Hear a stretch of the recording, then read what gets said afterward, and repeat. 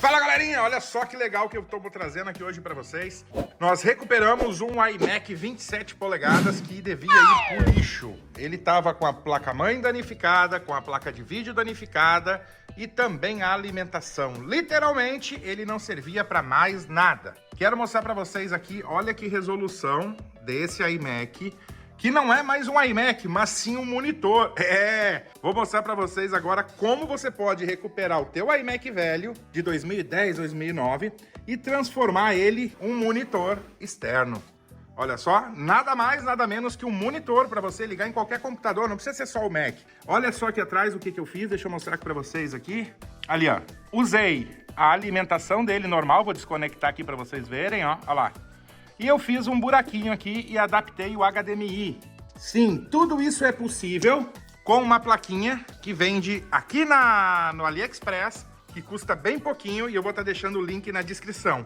Quer ver como é que ele ficou por dentro? Vamos desmontar o bicho. Então, galera, olha só, resolvi abrir ele. Quero mostrar para vocês aqui agora como é que eu fiz essa montagem. Essa é aqui a plaquinha que vende. Vou estar deixando o link aqui para vocês na descrição. Ela é uma plaquinha, você tem que... Eu vou deixar justamente a que eu comprei. Presta bem atenção nela. Ela vem composta da plaquinha, né? Que vem com as saídas HDMI, VGA, a saída de vídeo e entrada de alimentação. Aqui do lado... Essa é a plaquinha inverter, que é conectada nela, tá? O que eu fiz aqui? Para poder usar a saída aqui do cabo do monitor do nosso iMac velho. Aqui em cima botei a alimentação dela, 12 volts, fiz uma adaptação e fiz a alimentação interna. Tudo isso para poder usar esse carinha ali, ó. Preste bem atenção no nosso HDMI lá. Como eu queria só sair da HDMI pro nosso Hackintosh, olha lá como é que ficou. Deixa eu mostrar aqui mais pertinho para vocês. Fiz o buraquinho. Usei uma curva, olha lá. Vou deixar aqui na descrição para vocês, tá vendo? A curvinha que vai para fora. Também dessa curva, bem legal.